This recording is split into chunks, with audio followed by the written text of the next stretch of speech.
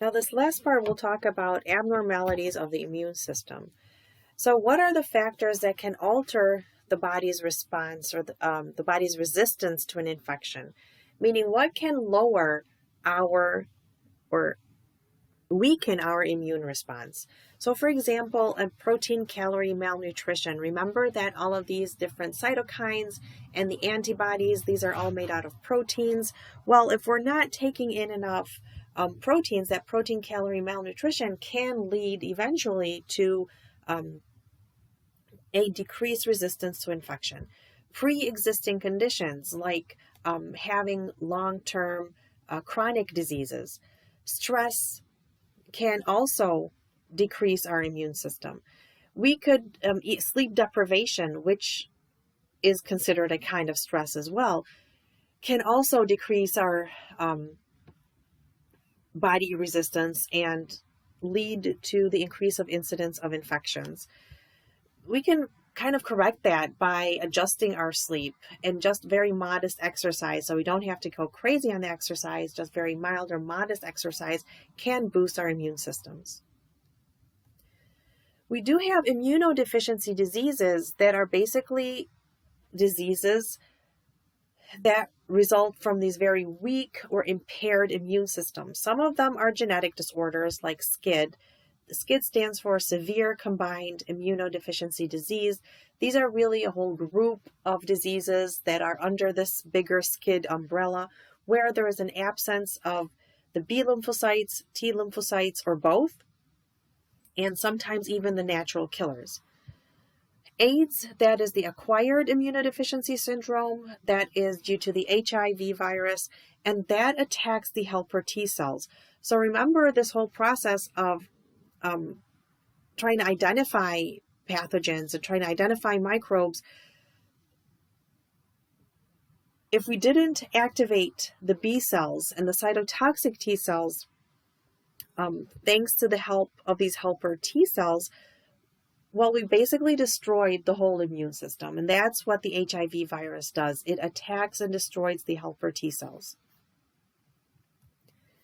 Now, some harmful immune responses. So we'll talk about graft rejection, transfusion reactions, which are blood transfusions gone wrong, different kinds of hypersensitivity reactions, and then the autoimmune disease, and there's an excessive inflammatory response. So the tissue graft and organ transplant.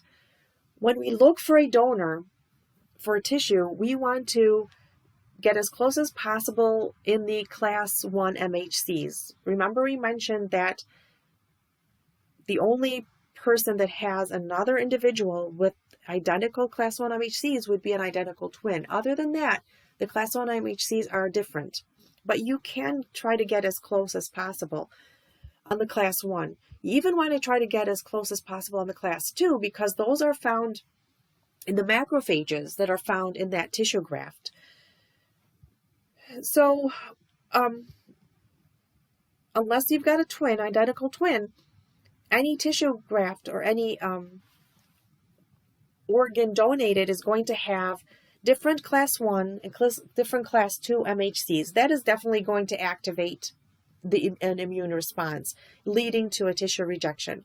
So to decrease the incidence of tissue rejection, we can either radiate or give drugs that kill the lymphocytes, but even better, we can keep the lymphocytes and give them a drug known as cyclosporin, and that keeps the lymphocytes alive, but it will block the production of interleukin-2 and other cytokines by the helper T cells. A transfusion reaction that happens when a mismatch of blood transfusion is given. Remember we talked about antigens such as antigen A and antigen B being on the surface of the red blood cell, and there were circulating antibodies in the plasma. We also mentioned that the erythrocytes do not have the class 1 MHCs. So the antigens that are involved in the transfusion reactions have nothing to do with class 1, but those are antigen A, antigen B, and also the Rh antigen, also known as antigen D. And remember that the antibody that is responsible for attacking these antigens, the anti-A and the anti-B antibodies, try to go back and remember which type of immunoglobulins were they.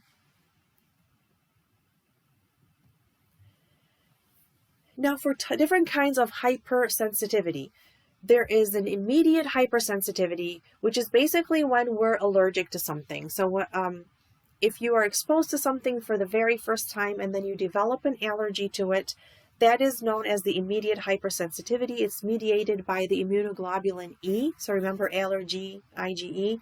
It is also mediated by mast cells and eosinophils.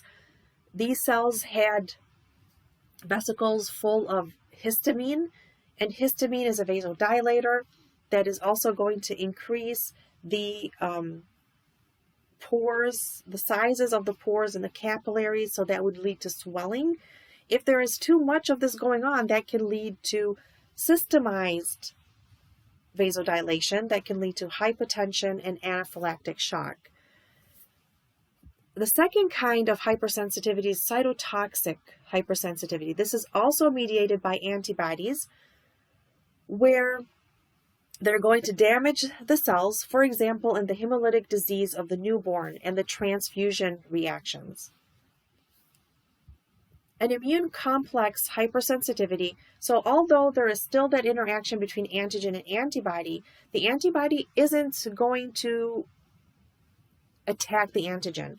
What's going to happen is that complex, the antigen-antibody complex, is going to circulate in the bloodstream and then deposit onto tissue, destroying that tissue.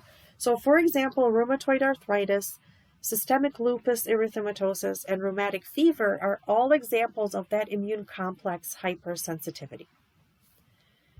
Now, delayed hypersensitivity, that is the only kind of these hypersensitivities that are mediated by T lymphocytes. So, the first three, all of them are mediated by antibodies. Delayed hypersensitivity, though, is mediated by the helper T cells and macrophages, totally independent of antibodies, and it is a delayed response. So let's say I am exposed today to something, I am not going to react to it. But on my second exposure, that's when my body is going to develop a reaction to it. And that is where the name delayed hypersensitivity comes from. For example, contact dermatitis. Now, this is what we were talking about in relationship to the very first kind of hypersensitivity reaction, the immediate response, where your mast cells are going to release the histamine, and histamine does a couple of things. So we talked about how it is going to dilate the blood vessels, but it also can constrict the bronchi, and it also increases the amount of mucus being secreted and can lead to itching. So all of these are things that we experience when we're allergic to something. Anaphylaxis is that severe allergic symptoms where there's more systemized or systemic response to the allergen, could lead to hypotension, severe bronchoconstriction, and can also lead to an anaphylactic shock and can be fatal. And the death would be due to circulatory and respiratory failure.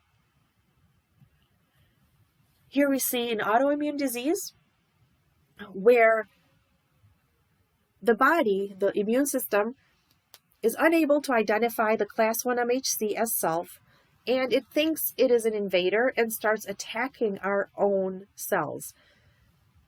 For example, we have the type 1 diabetes, rheumatoid arthritis and SLE, or lupus, multiple sclerosis, and myasthenia gravis. All of these are examples of autoimmune diseases. And here you can see that very characteristic butterfly rash or malar rash of lupus.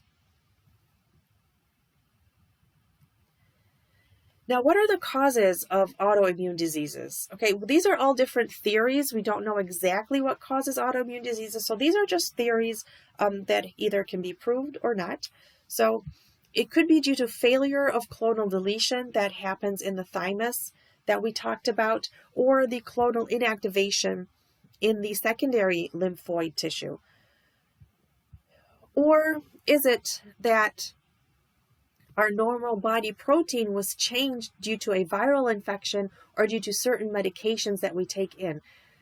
And this theory comes from the fact that a lot of patients are totally normal and they don't develop an autoimmune disease until they start a certain drug or after a viral infection. So the thought is that autoimmune disease was triggered due to that viral infection or the drug that they started, and leading to some of the changes that happen to the normal body proteins. Now these proteins are new proteins to the body and activating an immune, or leading to an immune response. Or could it be that viral infected cells changed the whole antigenic mapping of the body? Or was it a gene mutation? So again, there's just so many different theories because again, we're not sure what the exact cause of an autoimmune disease is. Now, in the next 3 slides, these are a summary of the different kinds of cells that we talked about and the different kinds of cytokines that we talked about. You'll find them kind of scattered throughout the slides, but these are tables that are in your book that are really great resources that kind of combine them in tables so you're able to compare and contrast them together.